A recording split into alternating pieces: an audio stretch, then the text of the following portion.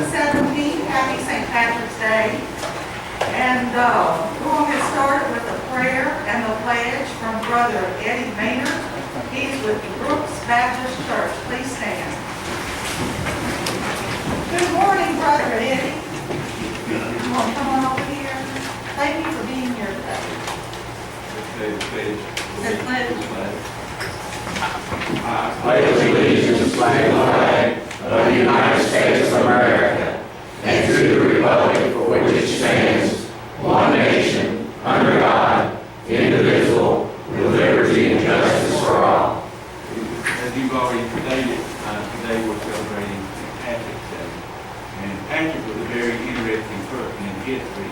This day is supposed to be March 17th, the day we remember that he had died on this day, but more importantly, the life and ministry that he had.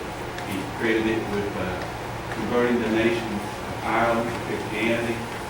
And one of the things that I always remember when I think of this day, he had a very famous prayer called the Breastplate of St. Patrick. Some of you may know that.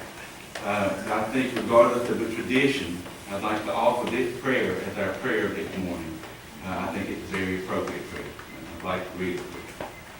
As I arrive today, may the strength of God pilot me, the power of God uphold me, the wisdom of God guide me.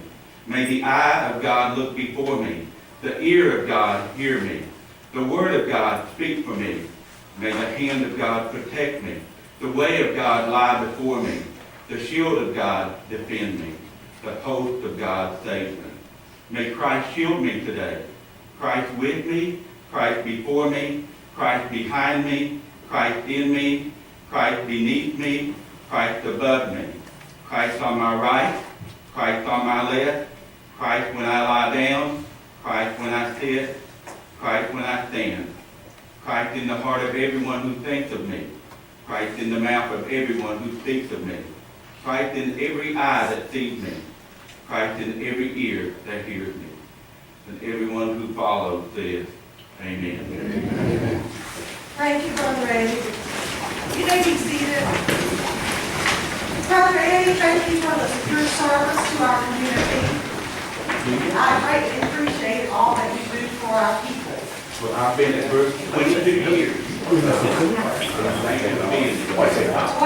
years, that's a long time. Thank you for the Baptist Church. Thank you. Now you hang out. Next on our agenda, presentation and approval of bills number 4, magistrates. The bills are in your pocket. Action is requested.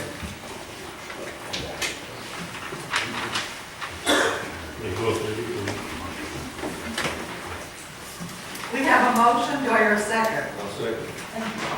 We have a motion and a second. Any questions or discussion on the motion? Ms. Williams, you may call the roll. Mr. Mitchell? Yes. Mr. Lawson? Mr. Laswell? Yes. Mr. Rahal? Yes. Judge Roberts? Yes. Motion carried. Thank you all. Ms. Sharp, the treasurer, we have her bills. Yes, and those bills were dated for March the 4th for your review. Action is requested. Make a motion to approve. Second. We have a motion and a second. Any questions or discussion on the motion? Ms. Williams, you may call the roll. Mr. Lawson? Yes. Mr. Laswell? Yes. Mr. Rahal? Yes. Judge Roberts? Yes. Mr. Mitchell? Yes. Motion carried. Thank you. Ms. Sharp, the treasurer report. And also presented to you is the appropriation condition report, the monthly revenue journal, an expenditure transfer report, a warrant distribution, a federal receipt report, and a financial statement for February the 28th of 2015. Action is requested.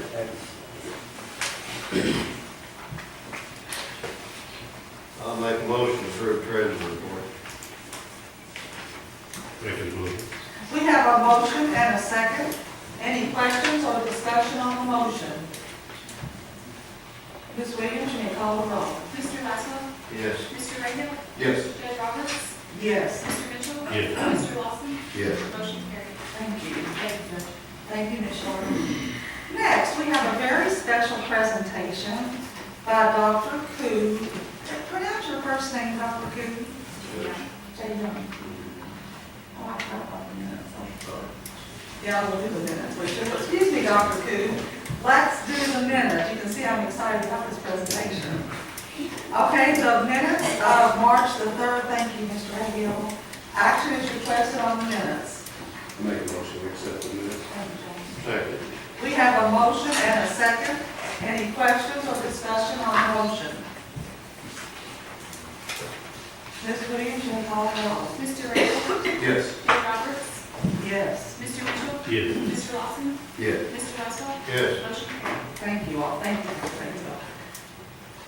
Dr. J. Young Koo from the University of Kentucky is going to provide us with a presentation concerning our park system.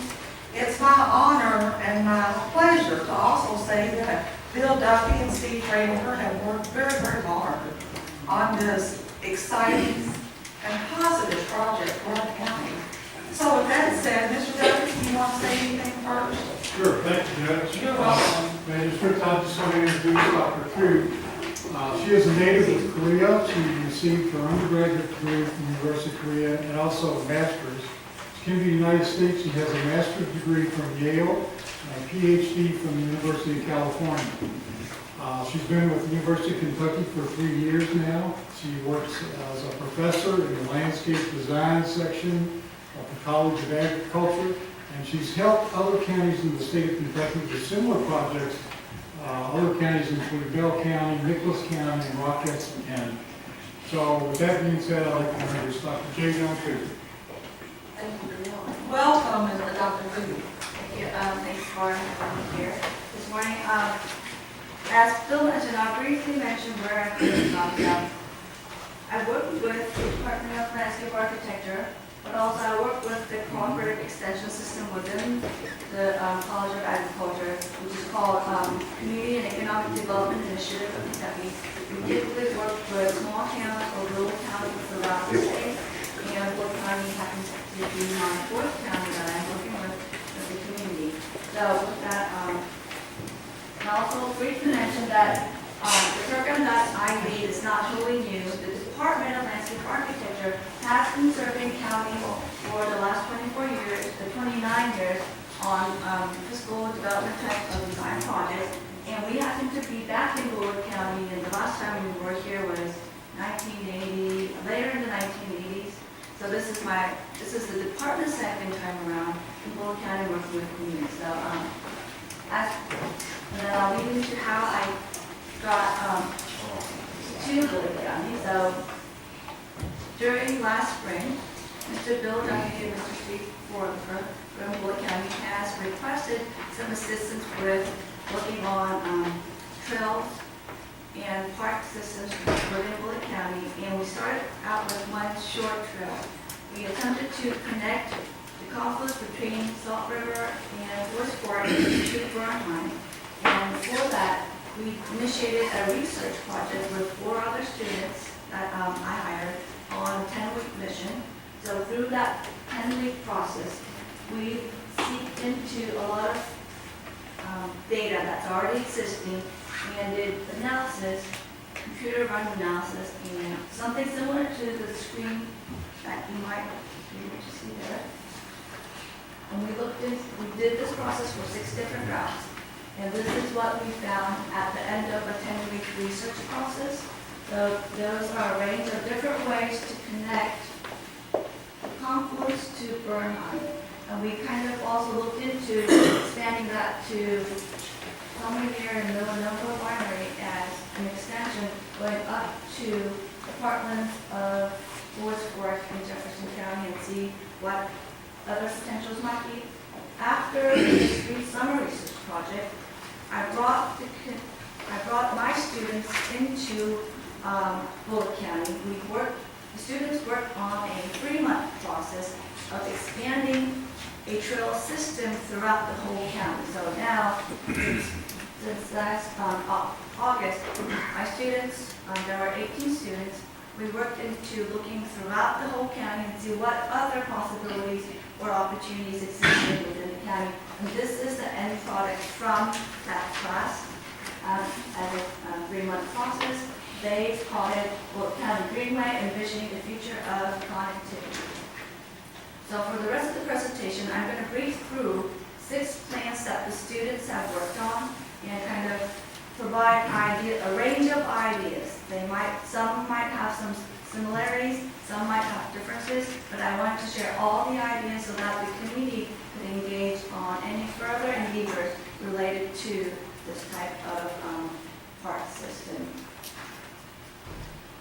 So initially, the students started on an analysis. And we're using the term greenway instead of a trail system, but because that is a larger scope and a concept where greenways are, we intentionally allocate resources to balance the pressure of development versus preserving already existing natural resources in our communities. So with that, we looked into also the benefits.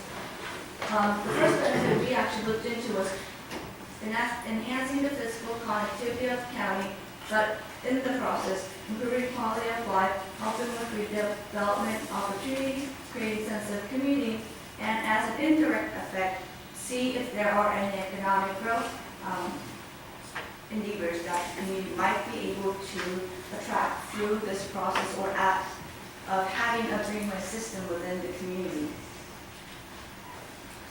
For the analysis, the students looked into 18 different categories ranging from story, land use, type of elements, to environmental attributes, and also the existing built environment and the physical infrastructure.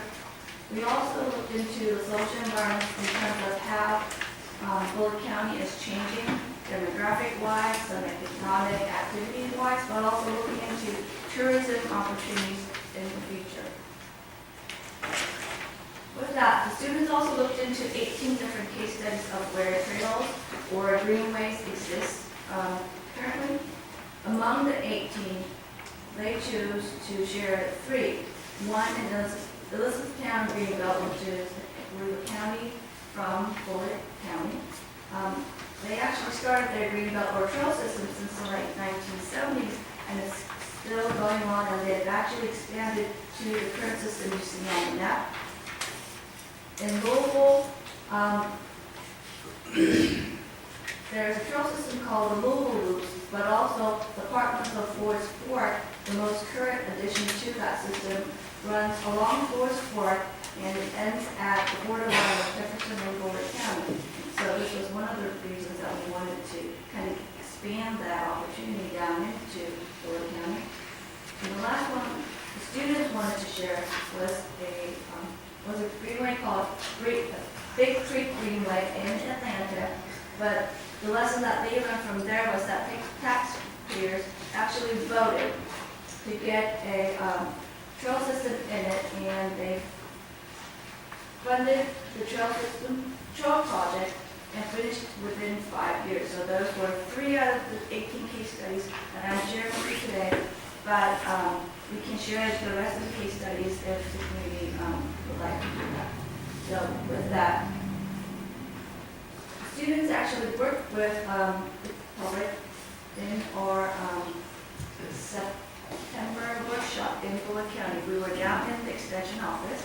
The students worked with, I believe, 18 members from the community that were invited that happened to be able to share their time that day. We looked into the strengths, weaknesses, opportunities, and threats of existing elements and features in Bullitt County.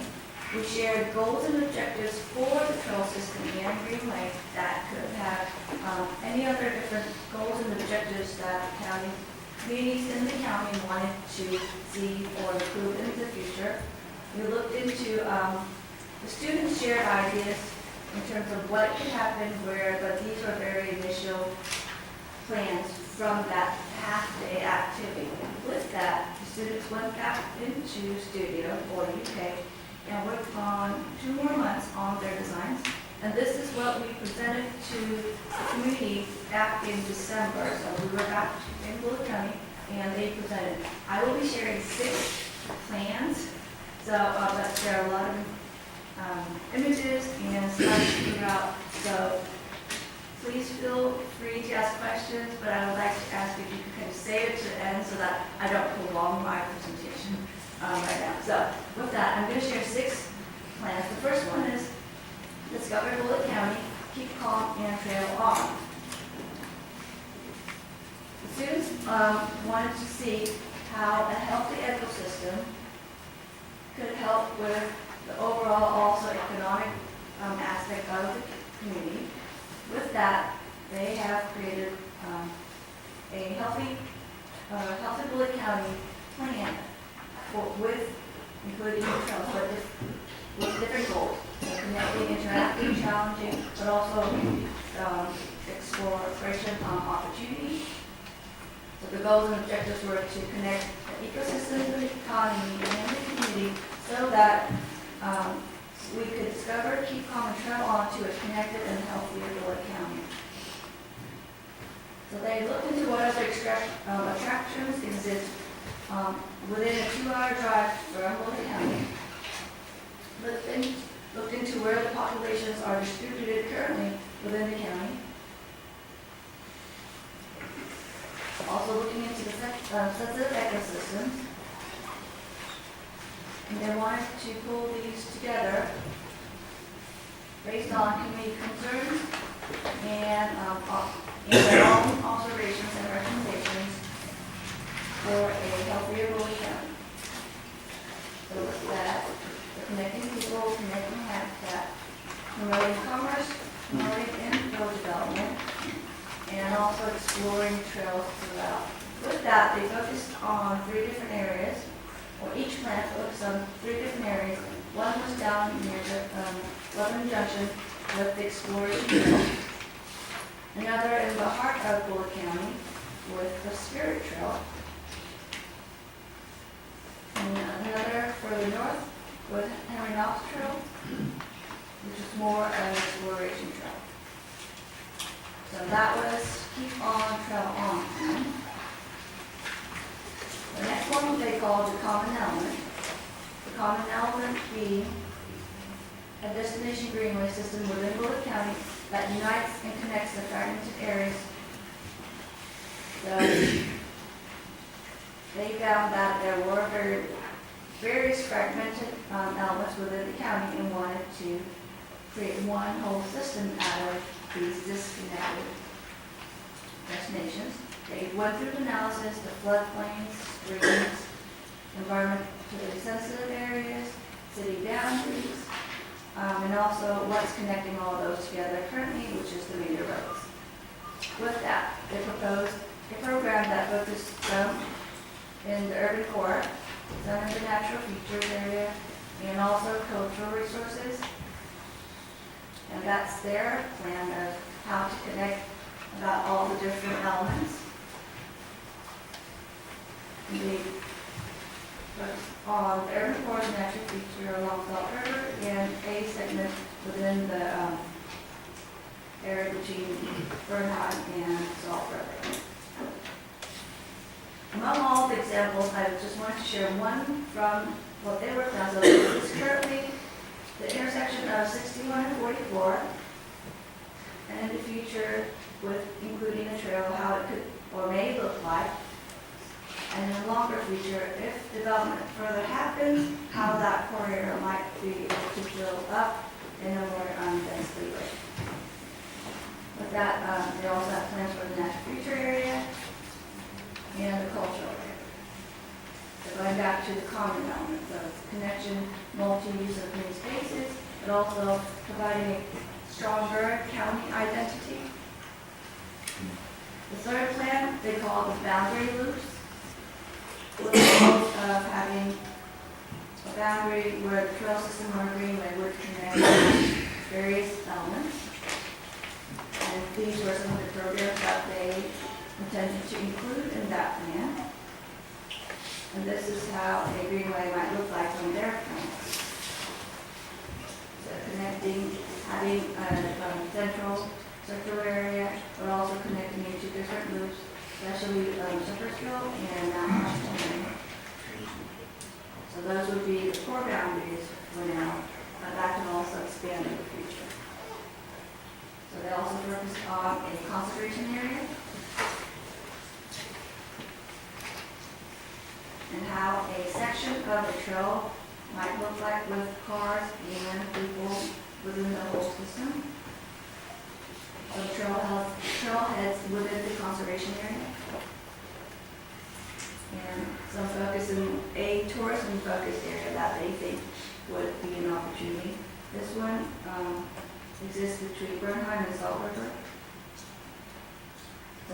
Some more sections of ideas of how people might be going about these areas, but also low impact within some of the more sensitive natural resource areas. And the recreation focus they did for this area was at the boundary of Fort Knox between I-65. So having a larger park area further out, but having that spacious area to be utilized for various activities for community members. So experiencing Bullitt County, so that was plan number 3. Plan number 4, this one is a little bit more, had more interest with tourism, so Bullitt's Barrel Run, one trail leads to another.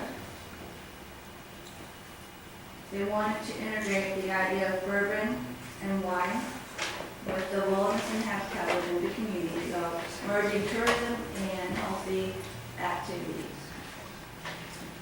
So they've identified some key issues, being weak connectivity, not so strong identity. Tourism is happening, but they seem to be concentrated in certain areas, and the only mobility or main focus of mobility being cars, not people. So connecting those areas for features.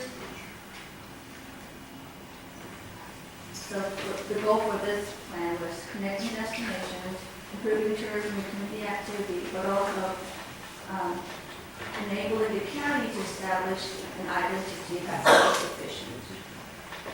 So some objectives for the plans.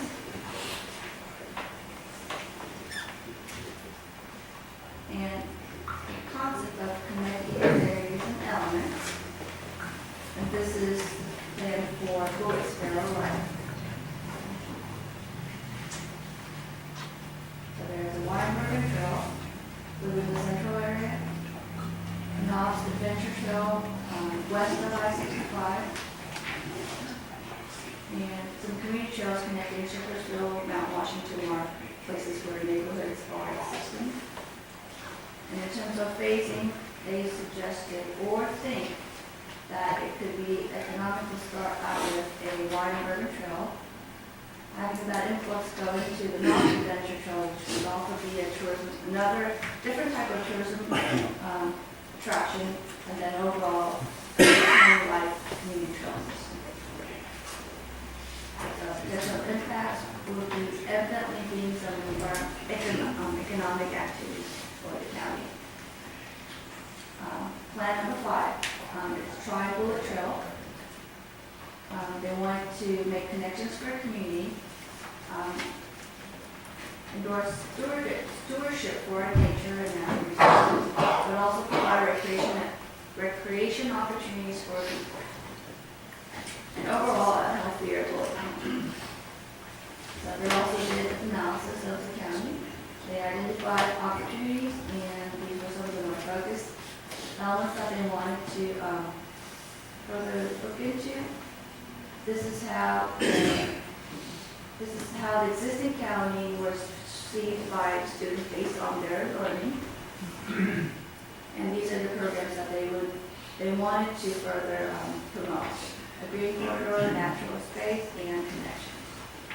So this is Try Bullitt Trail Greenway Master Plan. And their focus areas were in community area, connecting areas on both sides of I-65 along the river. There's some example images of trails. Enhancing the nature trail within the area between Burnham and Salt River. So some trail examples. What could be possible. And another recreation emphasis is Fort Knox and recreation.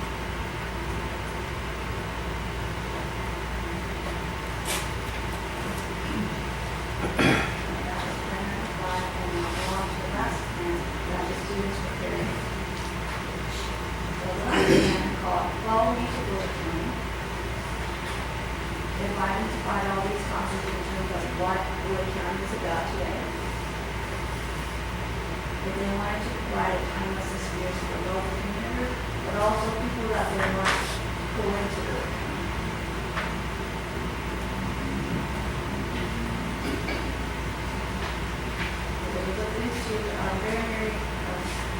many features among them. And look into the green or the green systems that the companies in the plan projected to further these initiatives during the field that they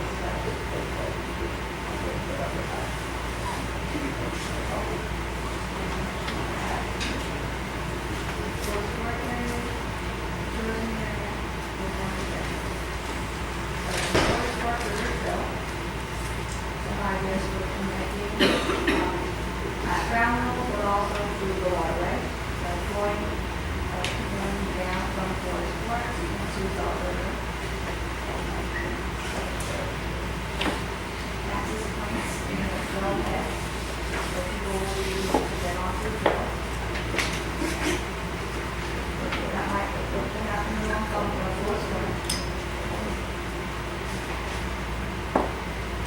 And the Knob Line, which was western I-65, and shows you were more adventurous people along existing roads, utilizing different levels of road systems that are existing at different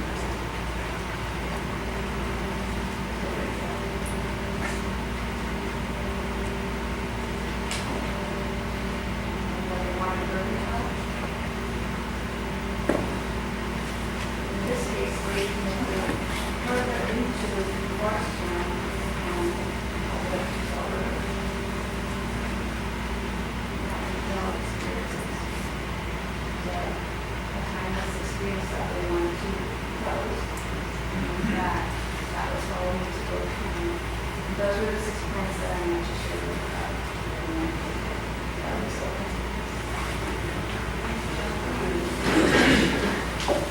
And Dr. Kennedy, that's what it is. I know she said she had questions.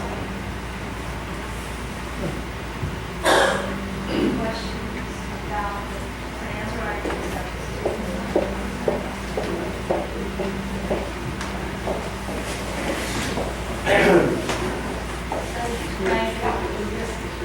I'd like to remind Mr. Ford, well, to thank Mr. Ford initially for the $15,000 that was allocated for Dr. Cooter, the students to come in and work on the Bullitt County Phase 4 Divine Mountain Trail. We're getting closer to finalizing the particular trail, and we'll start working on the other aspects of that. And I'm going to interview Steve in just a second. He wants to say a few words. But I would like to point out that all of the work that the students did and all of the information that was gathered for us is absolutely at no cost to our county. This was just an outcropping of the $15,000 that was initially allocated. So I think the initial presentation she gave to the community, the students actually handled it. It was very, very impressive. They went out there. But I think you can understand that we've got a really great opportunity to develop a trail system at home. It's going to take a long time, but again, you got to start. Now, I want to introduce Steve Fraley. I think most of you all know Steve. But what is significant, and a lot of people do not know, is Steve was the most recent recipient of the Thomas Edison Award from General Electric. He's the top engineer at General Electric's Pine Park. And along with that award, he was given the opportunity to direct a grant totaling $25,000.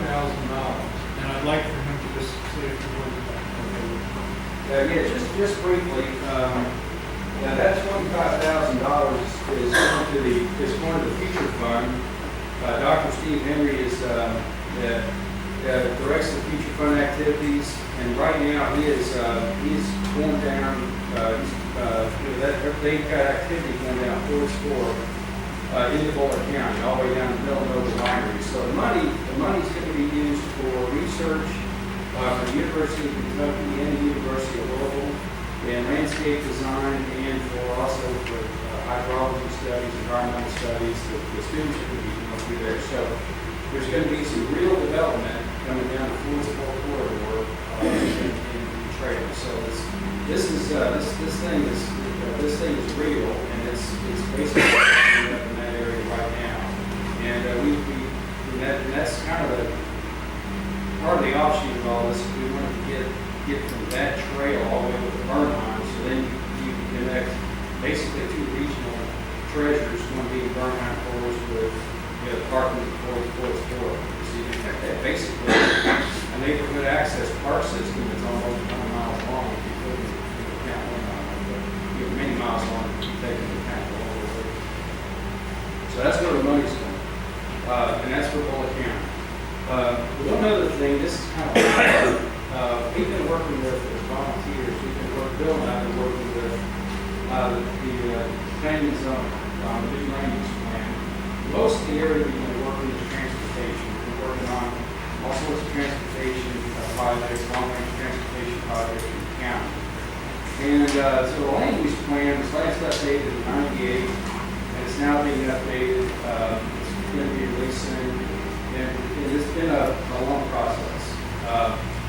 One of the things that would make the process go much better going forward, it's supposed to be done about every 5 years, I think, is very up-to-date GIS mapping for the county. By plot, by plat of what the current zone of the property is, both inside and outside the incorporated areas, and also what a future land use map might look like as you go along. And then that would make the updating of this land use plan much easier than it's been. And I think that's kind of what needs to be done to make it happen every 5 years in the county. I think one thing that could be done is maybe for the magistrates to look at our land use maps now and then look at the county surrounding us and say, well, how can we help maybe fund the activities in our county needed to kind of plot along like our surrounding.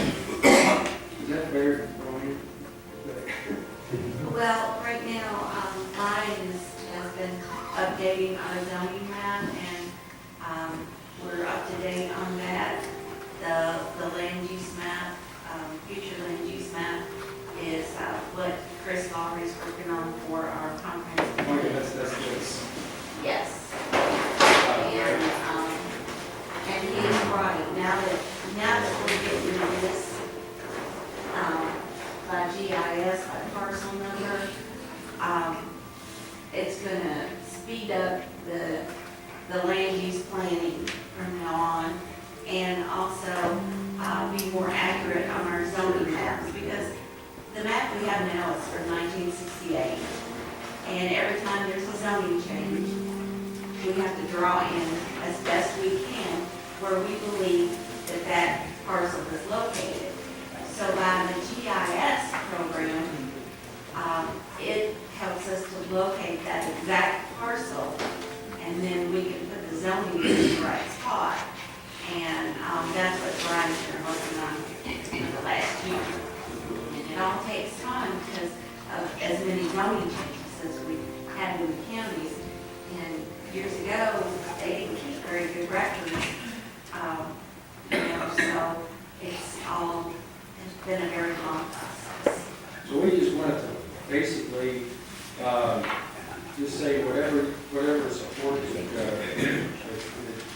that these folks need, if y'all can give it to them, it'd be great. So I think we're doing a great job.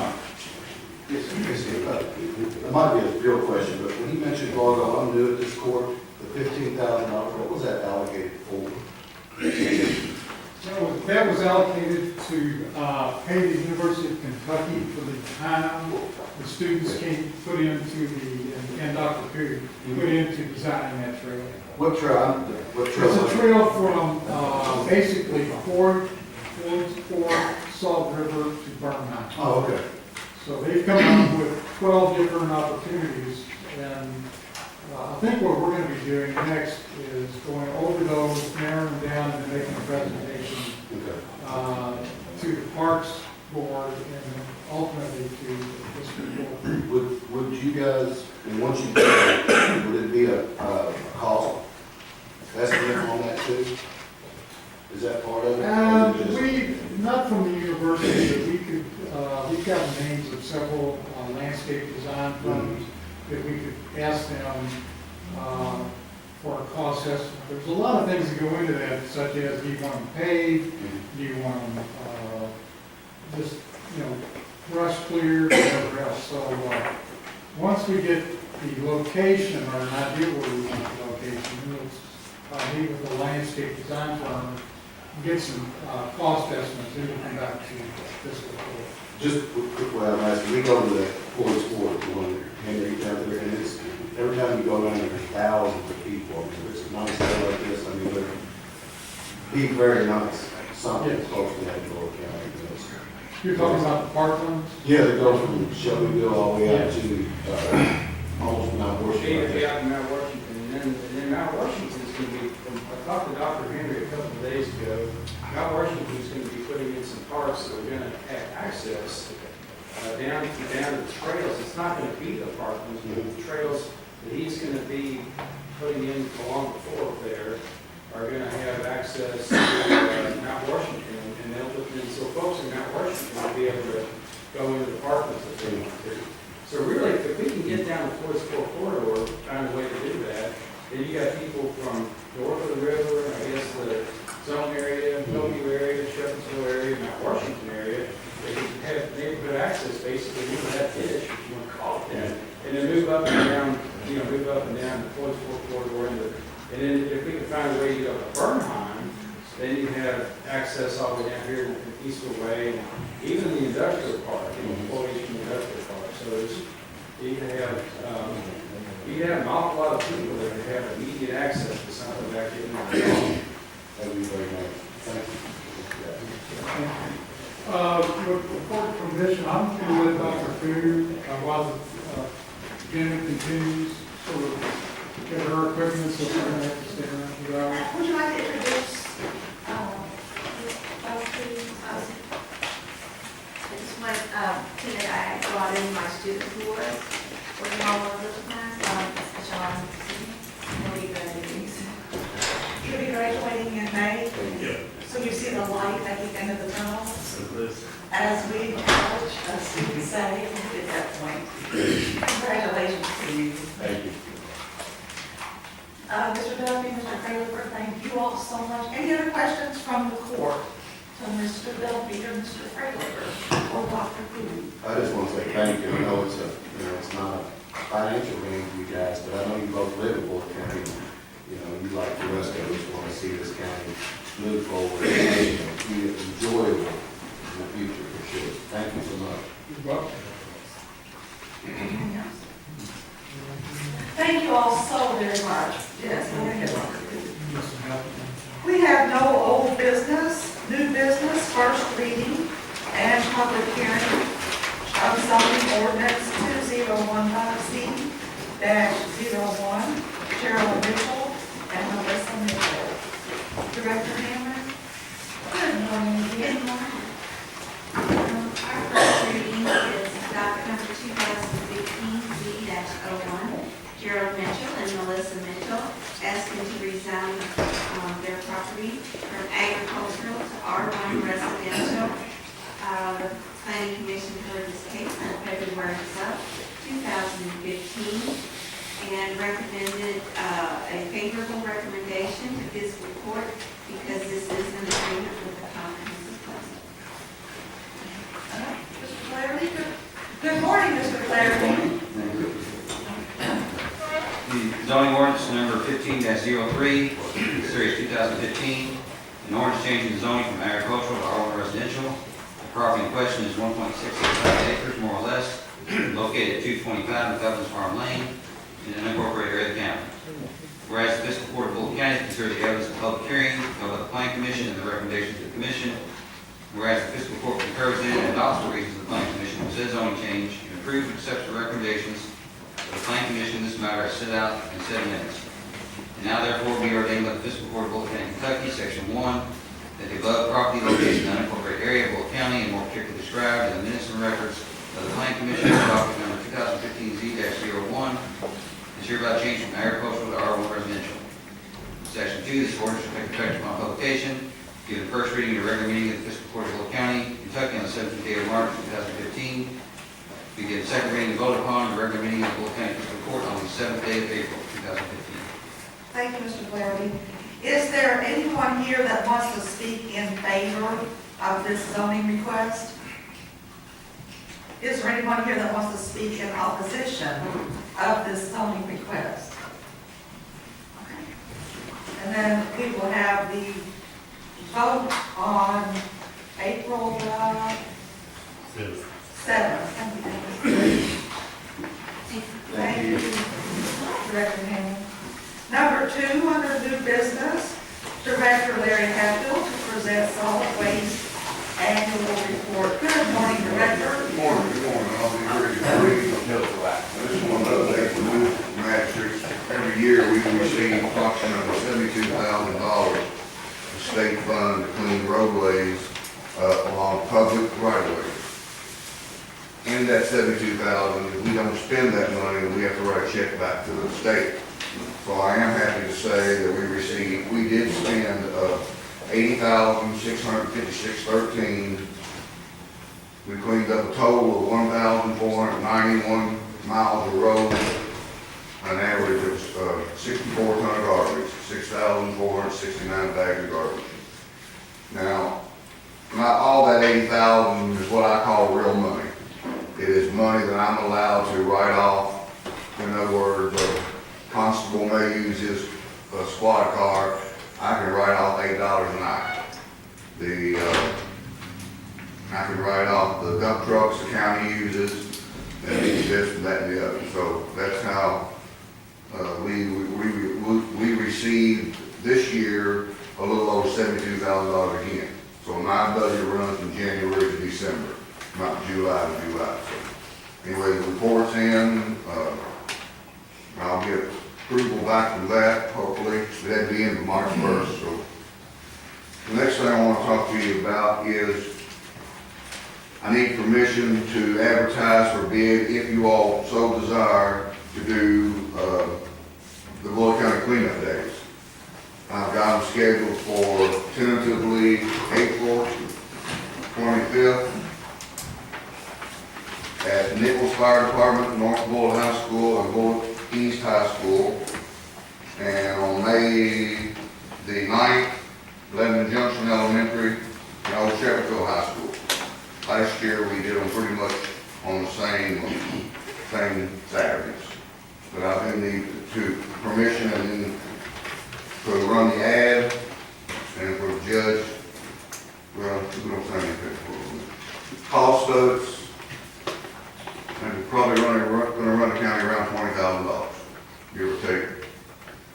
Last year, we spent $18,000 and something, and I recycled a little over $2,000 or something, so we ended up about $16,000. That's not a part of the 72,000? No. This to that? No. What? No. You can't word it along public right of ways. Well, we could put the dumpster on the road. Well, we could have people tell everybody just throw it in there as they ride by.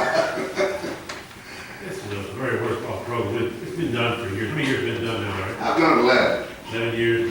And it does work good for the citizens of the county and everything, because they do run things out and put in there, and this is strictly for the residents of the little county. It's a lot better than throwing it in the ditch, too. Yep.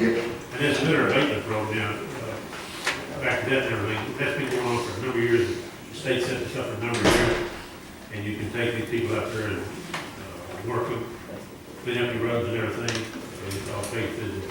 Yeah. It does work. So it's a very worthwhile program. So Yeah. on the, back on the emotion, I'm glad to put that in motion and everything. Like to see on with the cleanup days. Thank you. Second. We have a motion and a second. Any questions or discussion on the motion? And we're going to have Ms. Williams read the motion. The motion was to proceed with the cleanup day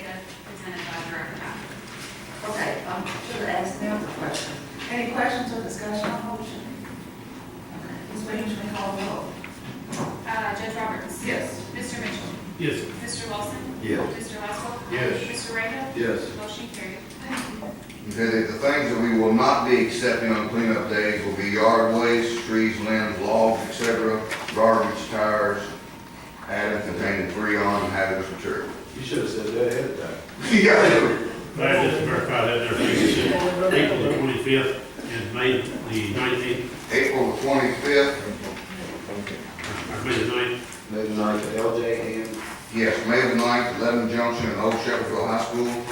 April the 25th at Nichols Fire Department, North Bullitt High School, and Bullitt East High School, providing that there's nothing going on there, but I'll be back in touch with y'all. You said Nichols Fire Department, you talking about the station number 1, is that the far west end? No, the first one up the hill. You talking about the one on top? Yeah, that's what we did last year. Marketplace, Yeah. okay.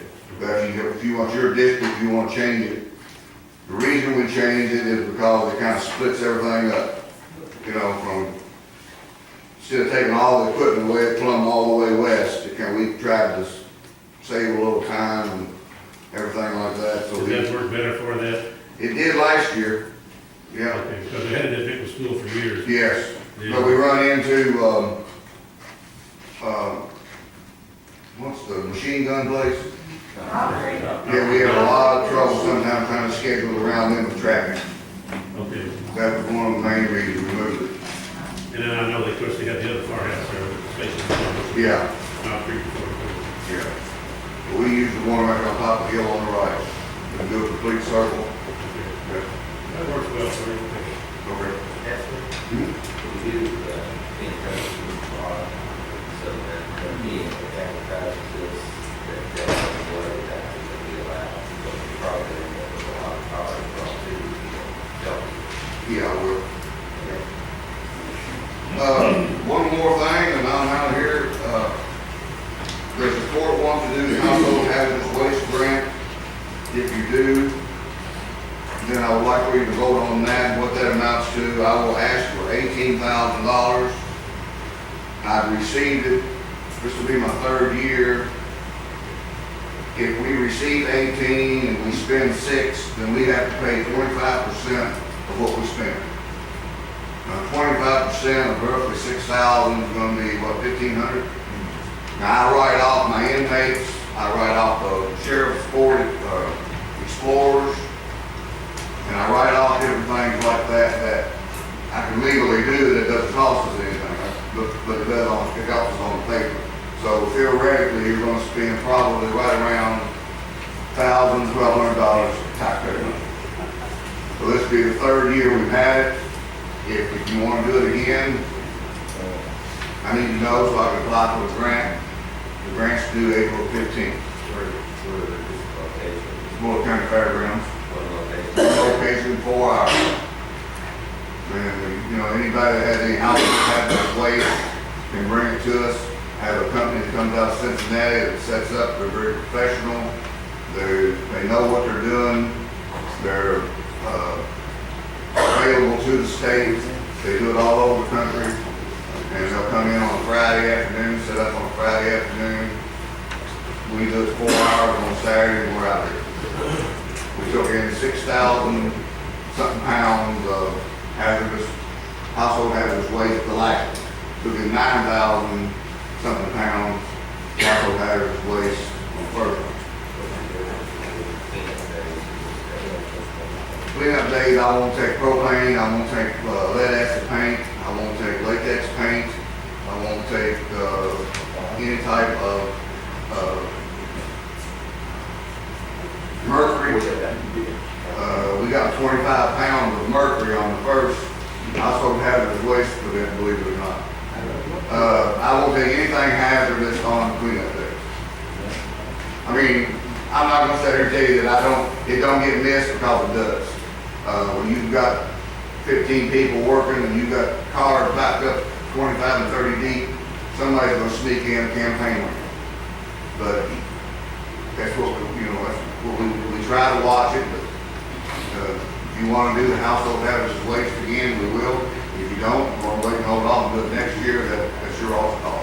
What's the grant? I have to have it in by April 15th. What's the next meeting? Yeah. 7. April 7th. You know, it's the seven, the approval or? Yes, I do. I'm gonna, I'll go ahead and get it ready, and if y'all don't wanna do it. It's a good program, I mean, it really is, for what it costs. It is good road, it is better, you've got this, these things don't get dumped on the side of the road, they don't get dumped on Right. the street, but you get this clean. It is good road. You take, batteries that you can't get rid of, your little batteries, they take them. We'll take propane cylinders. Kind of like some of If y'all want to wait, I don't have a problem, wait, but I know how well it does work, and it is a good road. If y'all ready for it, I can make a motion, but if y'all want to wait. I'm just thinking this is, you know, it's taxpayer money, you know, Right. make a decision, I understand it, but I like to look at it, you know, give me a piece of stuff, not make a decision, documents. That's what, I like to make a motion to table it to the next meeting. We have a motion and a second. Ms. Williams, will you read the motion? The motion is to table the application for the household waste grant until the next meeting of April 7th. And then we do that. Yeah, I'll have it ready to roll, and if you don't wanna do it, we won't do it, I'll skip it. Any questions or discussion on that motion? And Ms. Williams, you may call the roll. Mr. Mitchell? Yes. Mr. Lawson? Yes. Mr. Laswell? Yes. Mr. Echo? Yes. Judge Roberts? Yes. Motion carried. And we are set up, pumping, rolling at the landfill, and we've started, so that means what we build out there now will go directly to the state. I'll have you report on that in the next 2 or 3 weeks, so I know what I'm doing. Any questions? I got any of that stuff, you'll take a look at it. Yes, sir. All right, thank you all. Thank you, Director Hatfield, for all the work that you're doing. Number 5, on new business, action is requested on ADF grant for ambulance. Director Phillips, it's your turn. Good morning again.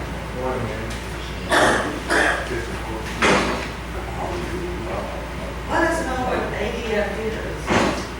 ADF is the Area Development Fund, and KIPTA puts out funds that they receive from the state, and you can use it for various projects within the county. Usually for the past 4 or 5 years, we've been using the funds, and Fiscal Court approved the funds that we spend over at the Emergency Services Building for renovation. What it is roughly about $5,200, and we have to show that we spent the funds, show canceled check and invoices. Fiscal Court approved the renovation project, but because I put that project on hold and froze the $160,000 until Keith and I can get a grip on some of the things going on, what we need to do is send in an invoice and a check so we can get the funds in here before the governor decides to only take another 5% of the total fund. So what I'm asking for is Fiscal Court's approval to use the ADF funds for the emergency ambulance that was purchased prior to your all's arrival. Cancel check and invoice into KIPTA and get the funds in here before we lose $300-400. And Mike, what's the amount? $5,500 or $5,243.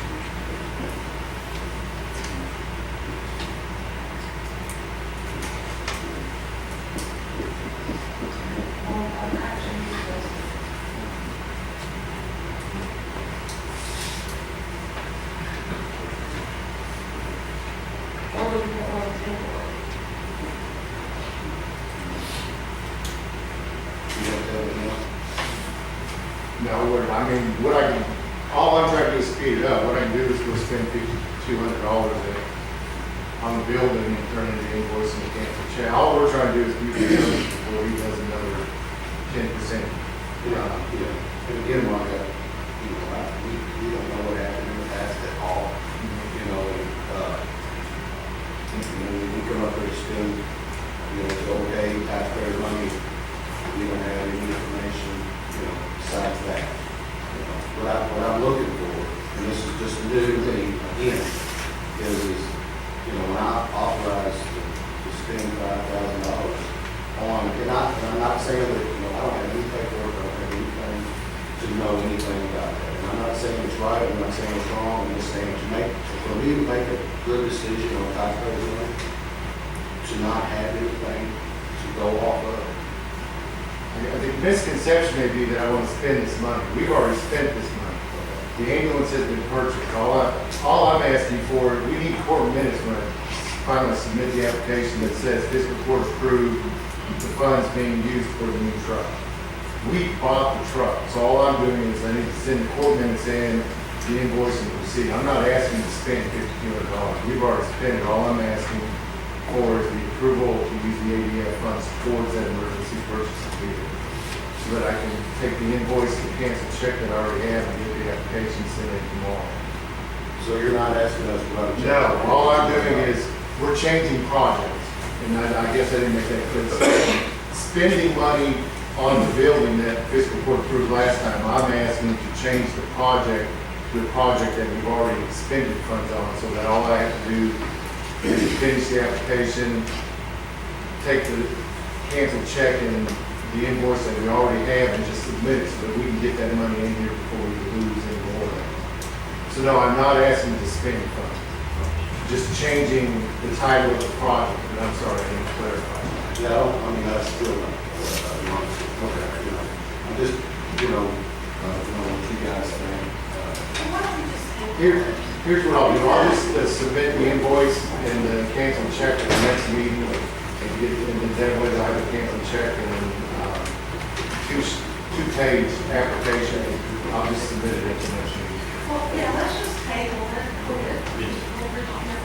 I just want to say that the money's already been spent, this week reimbursed for it's a reimbursement from the state for this grant money, what it is, that we've already spent. He's just asking permission to switch projects, where the previous fiscal court had approved him to utilize the project at the Saltwell Court building, but he was supposed to be able to use the check and the invoice that he used when he purchased the ambulance to get the Sounds great, but $243 back. why should it be this hard? It sounds great, but all I got was action requested on the AFP grant. That's what, and I'm supposed to. I'll make a motion to table this and label the settlement. Yeah, absolutely. Thank you. We have a motion and a second. Any questions or discussion on the motion? Let's have Ms. Williams read it. The motion is to table the request to switch projects and be able to submit an invoice and cancel check for the purchase of the ambulance in order to receive a refund of approximately $5,243.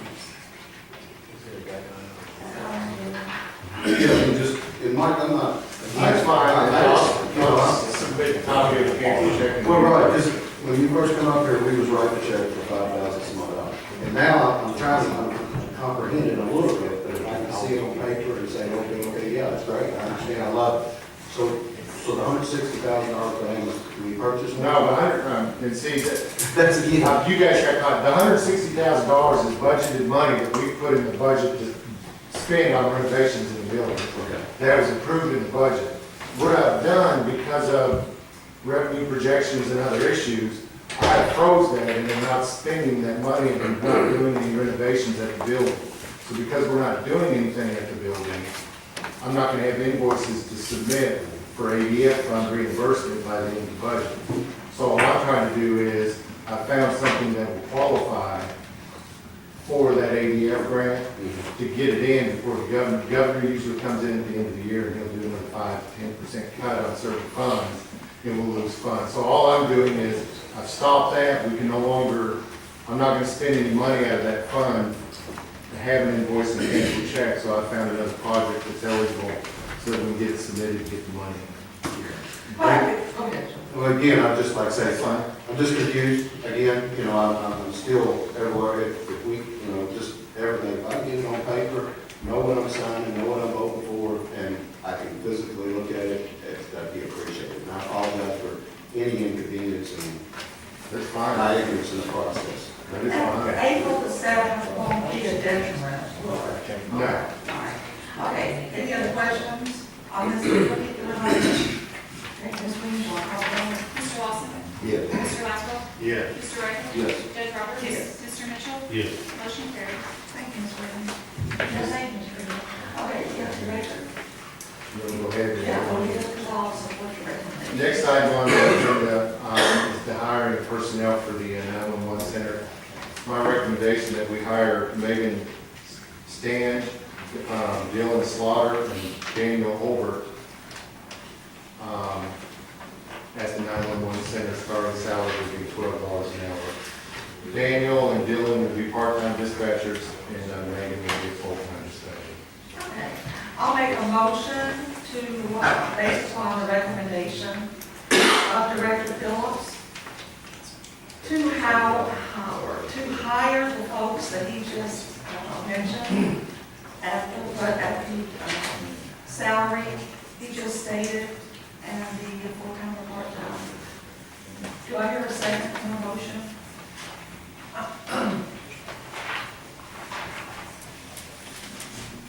Okay, motion dies for a lack of second. Is that going to put you in a line? Just more overtime. Mike, before we do that, That's all I've already pulled it. But that's okay, go ahead. The motion's already died. how many employees do you have? Do you know right off the top of your head? At the dispatch center, Well, you're hiring for judges, there's 23 employees, with 16 full-time positions, and then we have, there would be 7 part-time positions. We've lost 3 part-timers. These 2 part-timers are going to hopefully get in so we can get them to the academy. We have 1 retiring in the summer, and we have 1 that will graduate in May that will be leaving us. So we're trying to use the 2 or 3 open part-time positions to get them filled and get these people to the academy so that they're trained and ready to fill those 2 open positions. So it's 23 at this time, so it's the budgeted positions, 16 full-time.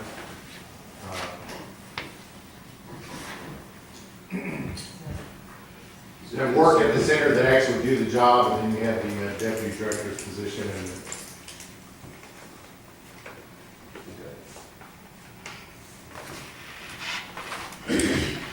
Okay, the motion is died. Do you all want to bring up, you want to make a motion to bring it up at the next meeting?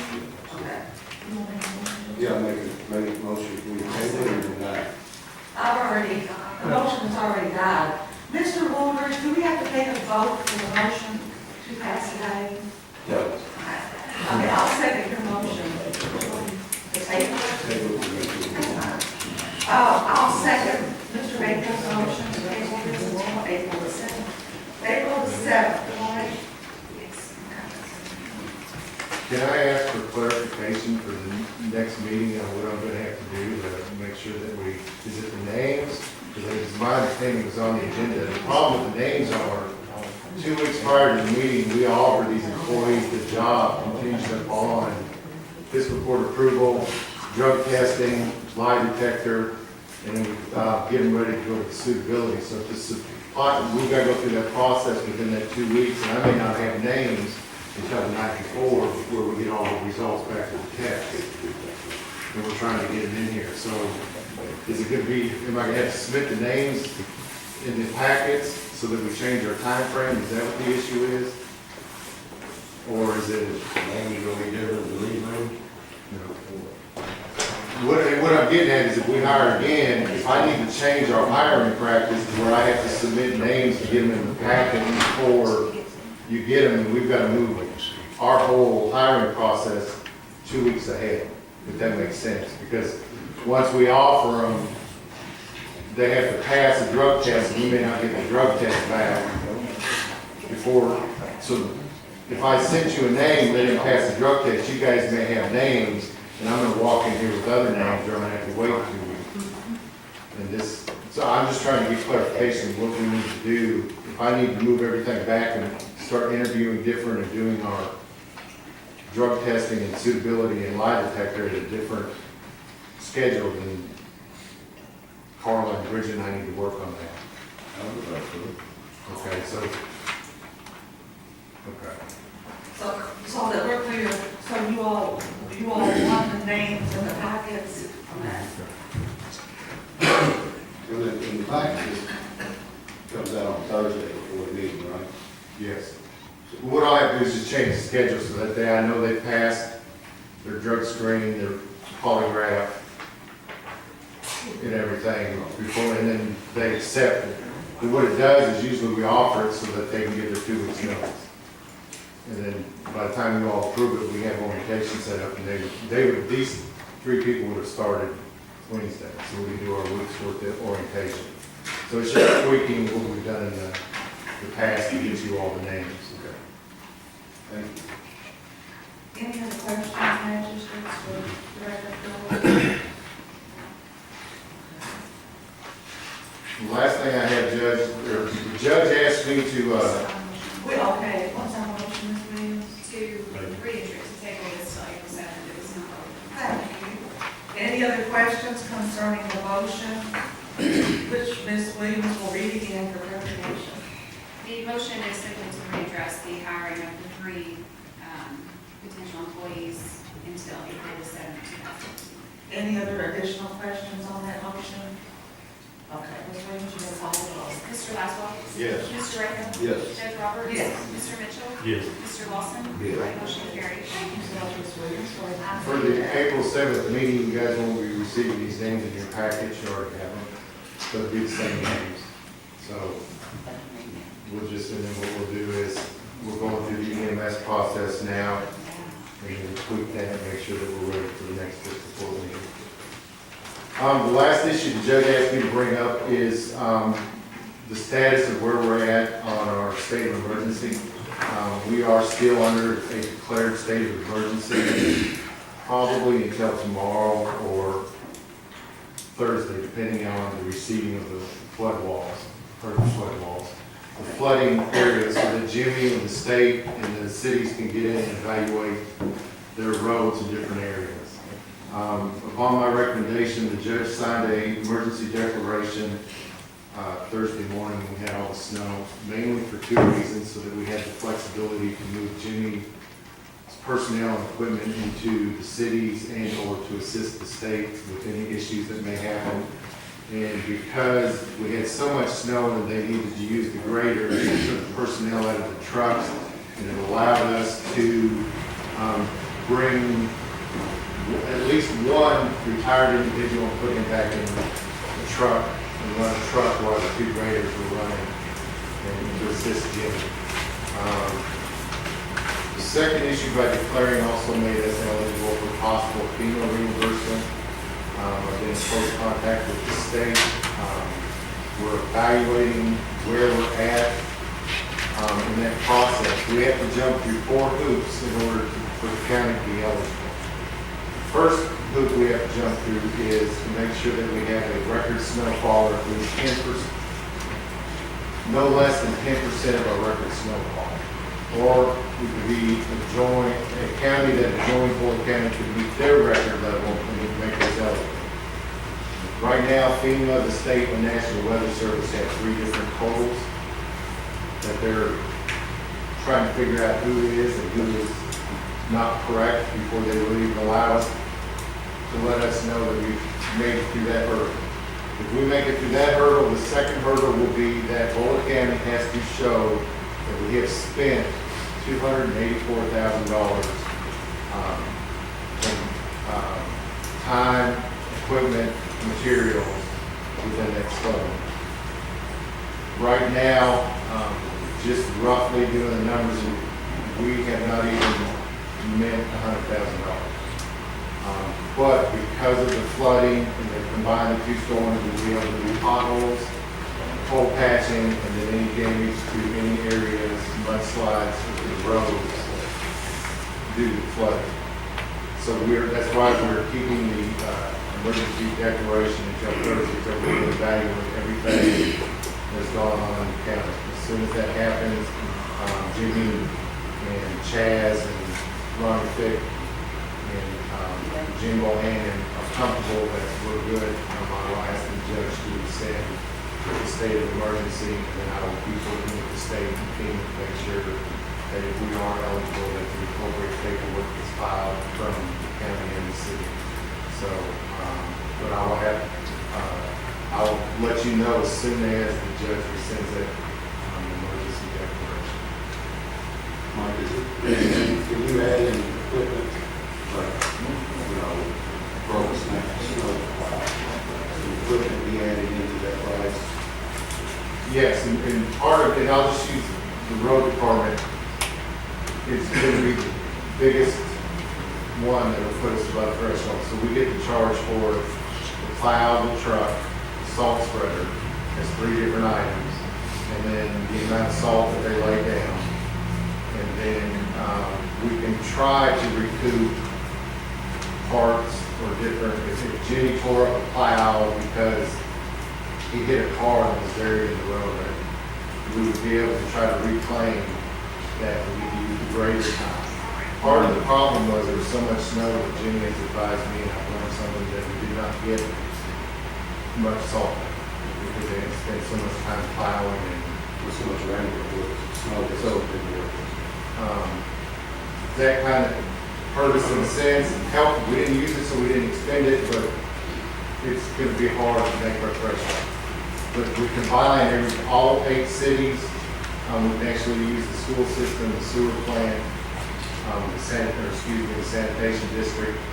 We can use some of their numbers too, but the road department and the county is going to be what gets us high enough to even get close to $284,000. RECC can submit their costs, and unfortunately, talking to Nikki right here, the RECC actually lucked out and they only had 2 customers out that night, and they did not have much damage. They attribute that to the $1.4 million cleaning up easements and moving the trees off the power line. So if that's what it takes, I applaud us for doing that, and I hope we keep it up because losing power makes it miserable, and it makes us work.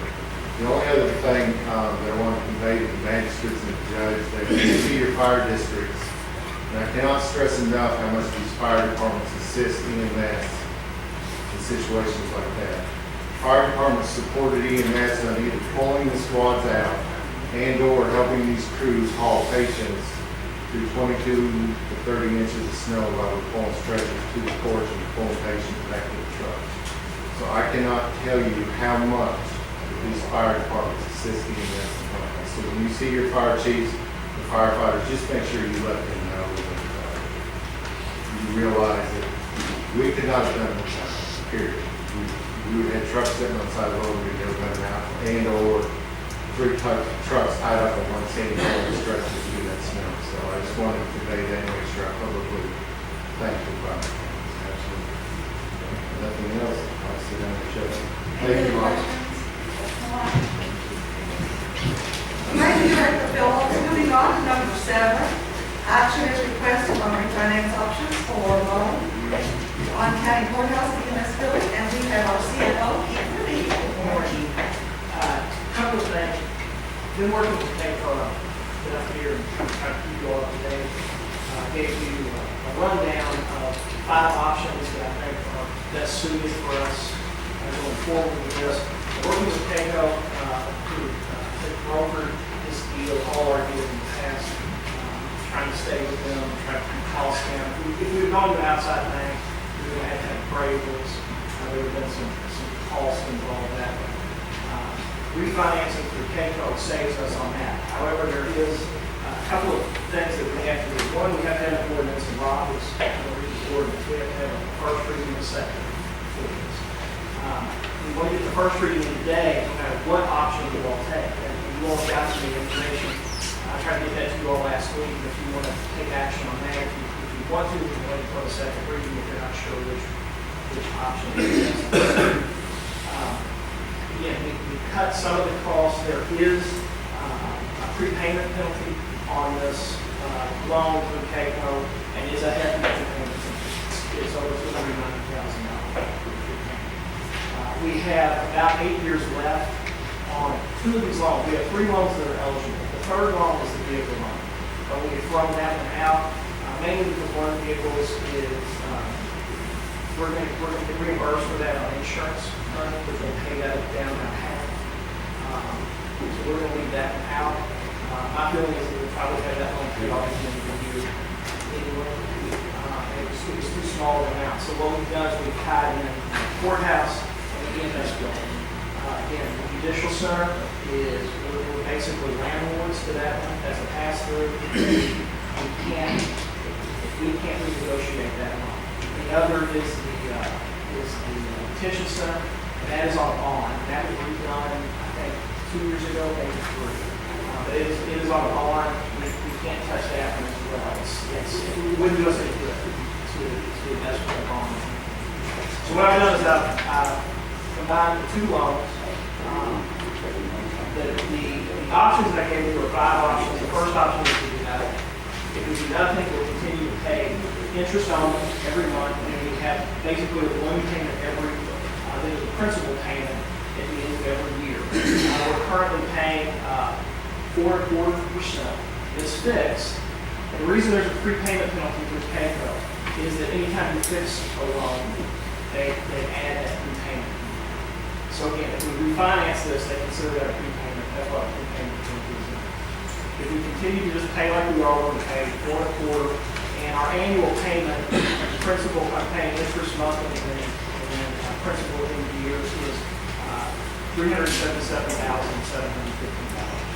That's a year. That's the annual payment. What I did is I put these on the annual payment because the option. The other options that are combined, and again, go to a 10-year note that adds 2 years to the note. However, that'll drop our rate down to 3.6%. Our annual payment will be $303. So that is an annual savings of $74,562. That to me is the best option now. A couple of things. There's good news and bad news. The bad news is that stretches the loan out 2 years, which adds about $246,000 to the entirety of the loan. The good news is that after 6 years, the prepayment penalty will be off, so that if we want to, we can add payments, get out of it quicker, and kind of get rid of that. We won't pay the interest on that, if you see what I'm saying. As we continue now, the prepayment penalty we have now is not structured to have any end date. What we'll have here is at the end of 6 years, we'll be able to get out of the prepayment penalty. With this loan, the reason it is high is that I told them we did not want to pay the prepayment penalty up front, so they rolled that into the loan. That's typical of most mortgages and things like that. So Keith, if we opt to refinance, we're paying a payoff penalty up front. Right. Well, no. It is up front, Okay. but it's going to roll into the note. So it's rolling into the note. So option 2, we're paying a pre-penalty anyway, right? The prepayment penalty is coming into this. Okay. The reason, and again, the reason why you'll see at the end of it, the total indebtedness is more than what the total indebtedness if we go through 8 years. It's about $245,000 more. Again, less than the prepayment penalty, but it's still more indebtedness. Because what we're doing is we're rolling the prepayment penalty into the note. So instead of paying $2.7 million, we're going to pay $2.99 because we're rolling in the prepayment penalty. I don't think it's smart. If you all, again, my advice would be if we're going to refinance, we go ahead and roll it in.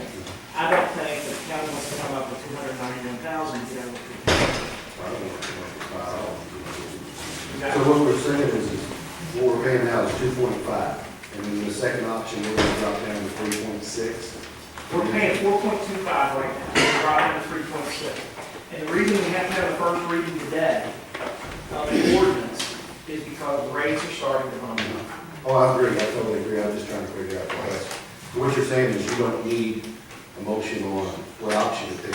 You just need a motion on to go forward with the ordinance. Right.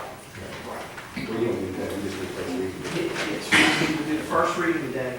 But again, my recommendation, again, that's just me personally thinking about this. I think option 2 is the best. And I've also put in options where we can continue to pay the same way we are now, which is interest only monthly, and a balloon payment. That doesn't save us as much. We can also go to an 8 year, which would be about the same amount of time. But again, there's still going to be a difference because of that prepayment penalty. basically what we're doing is we're cutting down the prepayment penalty with every time we do this. If we go in the 8-year note, we're gonna say we go from $11,000 to $13,000. If we go to a 10-year note, we're gonna say between $73,000 and $75,000. Do you have the ordinance number ready? Yeah, I've got it. Mr. Claire, do you want to go ahead and, y'all want to go ahead and read do the first reading? Okay. Mr. Claire, will you go ahead and read, do the first reading for us? Yes, Judge, thank you. Again, this, just so, as Keith talked about, just so there's not a misunderstanding, this is a general obligation pledge to FACO. So this is not passing any new tax or imposing anything. What the general obligation pledge means is that the county is committing existing current tax revenues to help pay this debt. So when you hear those terms in the orders, you know, don't even misunderstand that you guys are passing new tax money. That's not what you're doing. This is just saying the existing money we have, we're committing to making these payments. And I was able, just got this morning, that I was able to sit down real quick and prepare a summary, so that way I don't have to read the whole thing. So this will hopefully shorten this considerably. Commonwealth of Kentucky, Bullitt County, ordinance number 15-04, an ordinance approving a lease for the financing of a project, providing for the payment and security of the lease, creating a sinking fund, authorizing the execution of various documents related to such lease, and making certain designations regarding such lease. Be it ordained by the Fiscal Court of the County of Bullitt, Commonwealth of Kentucky. This is in summary. This ordinance sets forth general rules, regulations, and conditions for the issuance of a general obligation pledge by the County of Bullitt, Kentucky, the lessee, for the purpose of financing a project. Recitals and authorization are established for the approval of the lease agreement and all collateral documents. The lessee pledges the full general obligation for payment of the lease payments. The lessee shall establish a sinking fund for purposes of this obligation. The Association of Counties Leasing Trust is established as the administrator for this lease.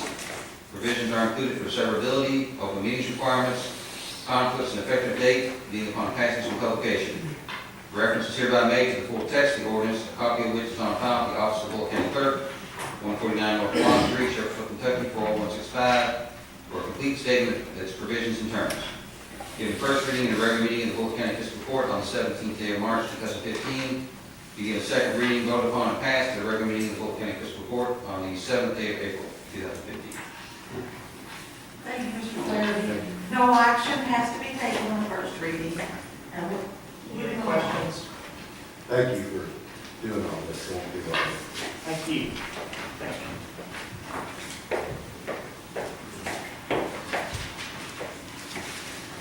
Thank you, Mr. Griffey.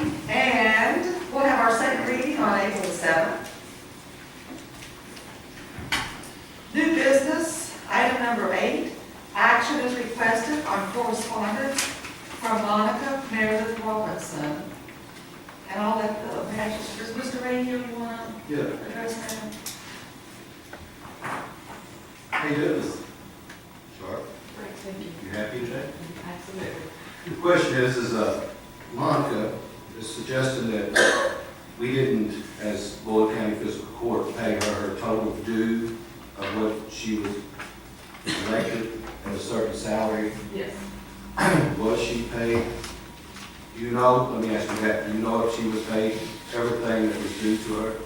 Yes, the county attorney's salary is, for the budgeted amount that fiscal court had passed. She did an open records request, and her open records request, and I believe I CC'd Yes, sir. the entire court and the county attorney as well. Ms. Robinson was paid all 4 years, $44,138,000, except for the first year, and she was paid an additional $660.62.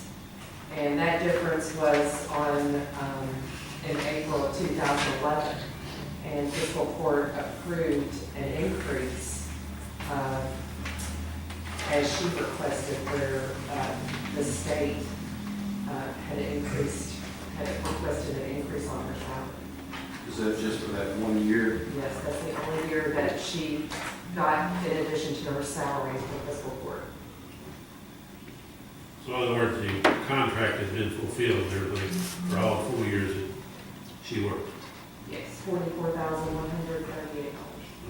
So basically what she's asking for is she's saying that she has not been paid the full amount. And what we're saying is, what you're saying is a treasurer of Bullitt County, is she has. Yes. Okay. I'd like to make a motion, if we could, to send Ms. Monica a letter showing her, and I think she's got the open reports, but just maybe send her another one just saying thank her for her service. But we, as the Bullitt County Court, believe that we paid her total due by receipts. I'll second your motion. And my office is happy to write that letter, because that's what they do all. Absolutely. On behalf of our fiscal court. Okay. All right. Let's let Ms. Williams type it up, because she can read the motion.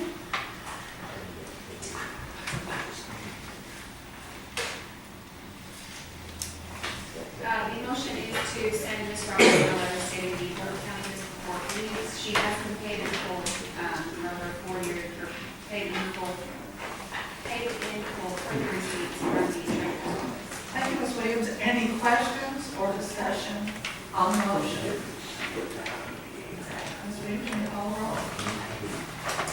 Mr. Ray? Yes, ma'am. Judge Roberts? Yes. Mr. Mitchell? Yes. Mr. Lawson? Yes. Mr. Lasswell? Yes. Motion carries. Thank you, Ms. Williams. Deputy Judge Perroff, do you have any questions? Okay, thank you. All right, number 9 on new business. Action is requested to advertise for bids for auditing firms. Yeah, absolutely.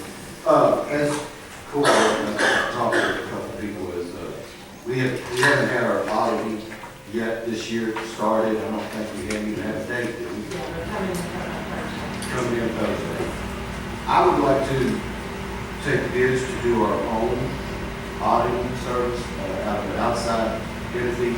The scope of the services that the state offers, I don't think is a true scope. I mean, I think it's just number changing. I would like to really know as a court, have a, I don't know, better words of it is a fine-tooth comb audit to go through to see all what's going on. I looked at the audits and as public, you guys, they're public records, you can look at them. They're not a real good scope, I don't think. For me to be a magistrate, no one, as we really need to know the ins and outs. And again, I'm new, I'm trying to figure it out, so numbers and information, I truly, I think would be great. But to have an outside entity come in and really look at all our books and look at our county and see where we can be more efficient, to see where we can be more, better with the taxpayers' money and assets. Yeah, I'd like to make a motion that we take bids on auditing firms, accounting firms, or however, for fiscal court and everything. We need a second.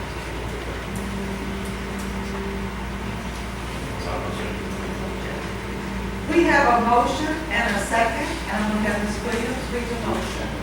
The motion is to take bids from outside auditing / accounting firms to be presented to Okay, and I believe that the deputy judge has a question. Yes, ma'am. Mr. Randall, if you be the one to write the bid, because in order to receive bids, if you're going to be willing to compare apples to apples, you're going to need to be a little specific in your bid. Okay, so you write that and submit it to me, I'm going to ask information. county attorney to help me to post this. Okay, great. Right. Thank you. Any other questions on this motion? Is this going to be a secondary audit in conjunction with what we receive from the state, or are you wanting this in replacement of? Well, can they stop the state? No, I didn't think it could. And the state does not cost anything. Yes, they And how much? have, that's what it comes to. We can't stop the state. Mr. Walters, we can't stop the state audit. It's probably too late at this point, because you are allowed to have, if you have a certified auditing firm here, but at this point in time, if they've already sent an engagement letter and you're already that far along, you're probably not going to go top for this year. In future years, you want to hire your own, you can potentially do that, but I mean, this year, you're probably looking at having 2 audits. It may be different, again, it's a different scope, there could be some different areas to look at, but I don't think you're at the point where you're gonna go to solid state. Just ask it, but you're probably pretty late in the game at this point this year. Right, we'll look at, I think we should look at the numbers and see if we, and see about it. Even if we don't do it this year, if we do it next year, Right, at this point, you're soliciting bids for it, to see what the cost would be, and then you ought to make a decision that or not. Moving forward. I mean, it's something we don't have to accept, it's just like I said. Any other questions concerning this motion? All right, Ms. Williams, you may call the roll. Judge Roberts? Yes. Mr. Mitchell? Yes. Mr. Lawson? Yes. Mr. Westphal? Yes. Mr. Ricker? Yes. Motion carried. Thank you, Ms. Williams. Number 10, action requested to obtain bids for installation of insulation at the detention center. Hi, Joe, Radio and I went to the detention center last week to get some information. We discovered what it is supposed to do. Doesn't know. So what we were looking at is, it's bids, this, at this building, and there's a tremendous amount of people who are going to do it.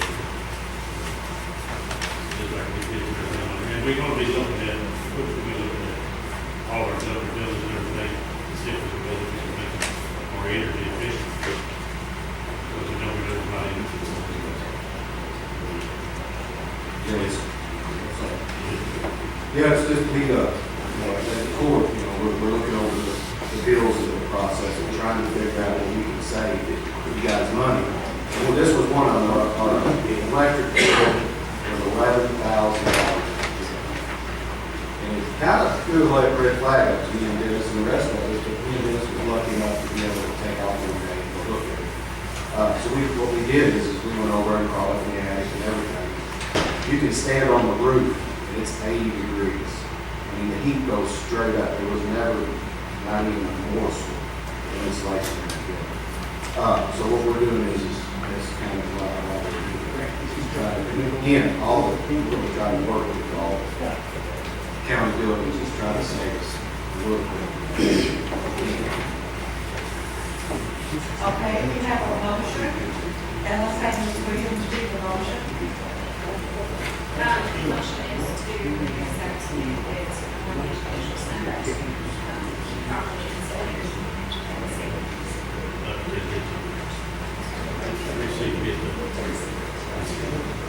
Any other questions on that motion?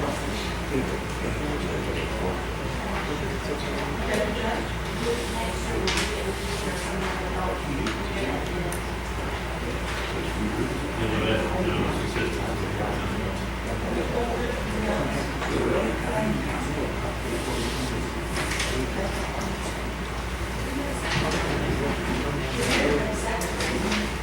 Who made the first?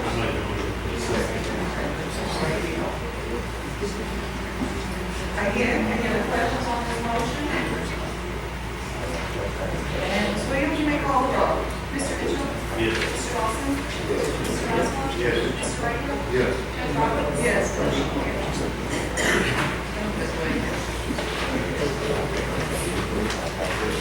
I don't see any other items. I do want to say, let's keep in our prayers Martha Knox and her family. Her father passed away, I think it was, Sunday evening. Somewhere like that. He passed away Sunday. Let's keep Martha Knox, who is our jailer, in our prayers, her family and Martha. I want to acknowledge the following elected officials who are here with us today. Steve Miller, who is a representative for Congressman Brett Guthrie, is here with us today. Steve, want to say anything? We're working. Thank you all for working. I want to recognize Representative Linda Belcher, who is a representative for our county. Linda, would you like to say anything? We're working too. Really hard, right? I want to recognize Mayor Karen Means of Gilview. Mayor, would you like to say anything? We're glad you're here, Mayor. We're glad you're here. folks who have signed up. We have Gary Ward, come on up to our podium. My question's been answered. Okay. Mr. Joe Wells. Mr. Wells, welcome, and let me review with you. You'll have 3 minutes. Our timekeeper is the deputy judge, and then we will ask questions up here. No questions will be taken from the audience, but these folks up here will ask questions. Only the elected officials will, only the fiscal court members will not ask questions. And you will have a 1 minute rebuttal, so you may proceed. Great, thank you very much. I'll be brief. Some say that no need, no difference, but anyhow, I'll be brief. I just wanted to take and go before the court and let you be aware that I had read through the #1 newspaper in Kentucky, Pioneer News. Woo-hoo! Check something out. About the right to work that was brought up last court. And I just want to come in and say that I'm against the right to work. My reasons being, I think the county has the land and the developers who offer land to businesses that might want to come into Kentucky. And I feel that it should be left up to the businesses and the workers rather to allow the right to come in and market for the case. But that's just basically it. I just want to what's my opposition to the right to work. But I do believe that, if this report gets involved with this issue, what's going to happen is if you vote right to work, then the company is going to be doing this, but you're actually tying the hands of the people that's actually doing the work. So when they come in, so if you do this, you're basically helping business people, but you're not technically helping the working people because they have no option. The business says this is what we're going to do, and that's what's done. And if you've got a bargaining unit, you have employees, and the company falls in this bargaining.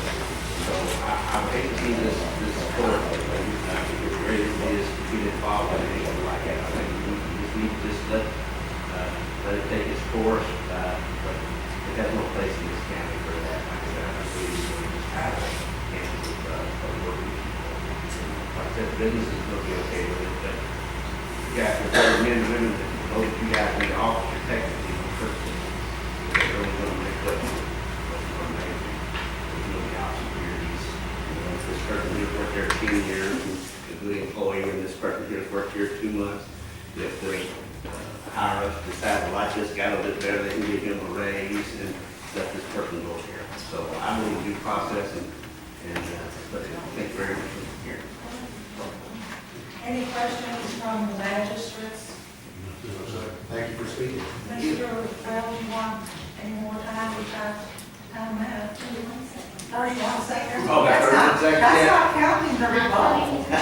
So you only have 90 seconds. Oh, really? Okay, yeah, no, let me close it. Like I said, if you just let this thing go, I think it'll be all right for the taxpayers of the county. Give us a break. Give us a chance to bargain with the company. But if you do this, you're time bargaining. You have no say at all. So please, don't do that to the county. Don't do that to the people that voted you. Thank you. Thank you, Mr. Wells. Mr. Higgins, Mike Higgins. Yes, my original question has been addressed, Oh, it but has? Okay. something has come up during this meeting that I'd like to All right, address. come on over. And Miss, you know. Yes, I know the Good procedure. morning, Mr. Good morning, Higgins. thank you guys for listening. Mr. Phillips has done an excellent job as our director for many, many years. Amen. And he has a high turnover in the EMS division of our county government. And he always has to come and ask, and it always gets put off, and that costs the taxpayers overtime, because we have to have the ambulances and the dispatchers in place. And I'm asking you, why do you need to know the name of a potential employee? It just slows the situation down. Well, Mike, do you own a business? No, Have you worked for a business? of course.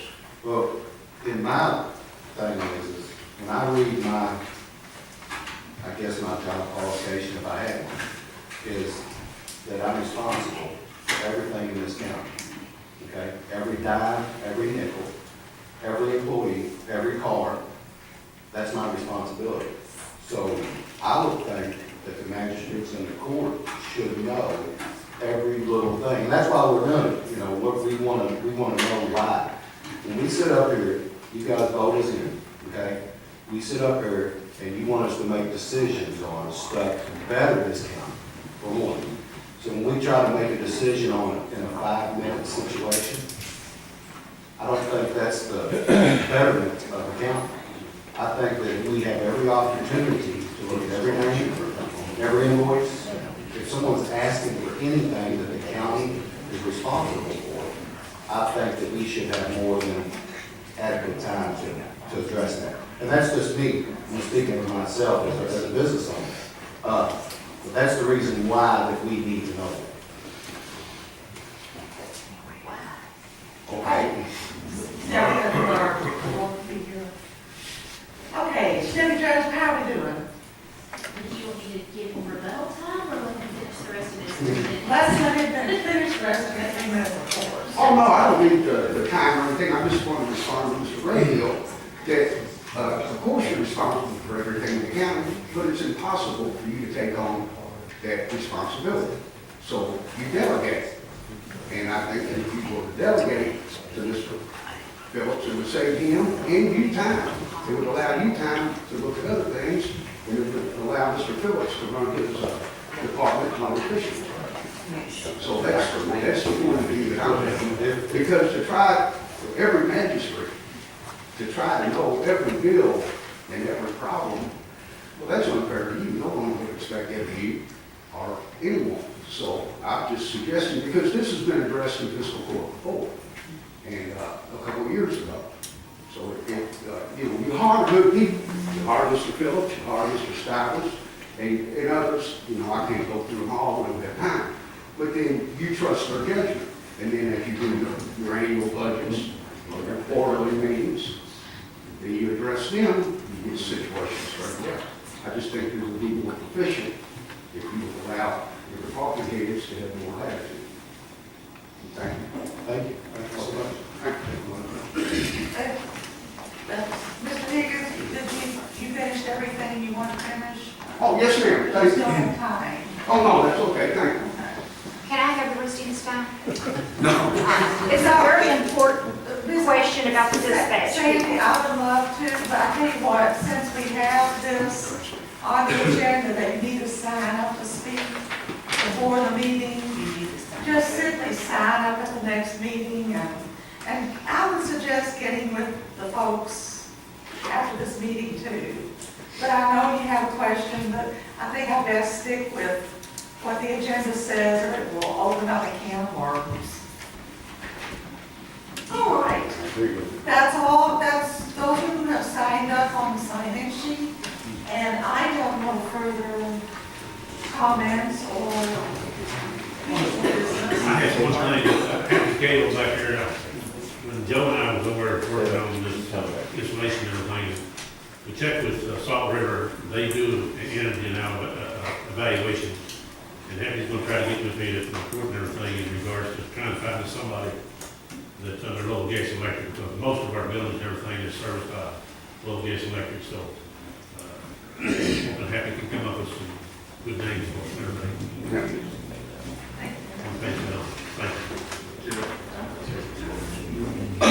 Just, guys, just wanted to let you know, this Saturday at Southeast Fire Department at 8 o'clock, the firefighters are going to offer a country breakfast for everybody in the county. And I'd love for everybody to show up, because to see all the unity that's coming together. I know you've seen the paper and have a little bit of a hiccup, but we're soon to be a great firehouse and something we're proud of. And they would love to serve you if you have any time Saturday morning. They just wanted me to let you guys know. And I'll make a motion to adjourn. Second. We have a motion and a second for adjournment. Any questions or discussion on the motion?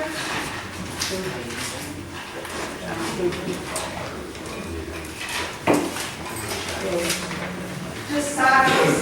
Let's finish this motion. Any questions or discussion? Hearing none. Ms. Williams, can you call the roll? Mr. Lawson? Yes. Mr. Oswald? Yes. Mr. Reagan? Yes. Ms. Roberts? Yes. Mr. Mitchell? Yes. Motion carried. Ms. Randall, who did this motion? That's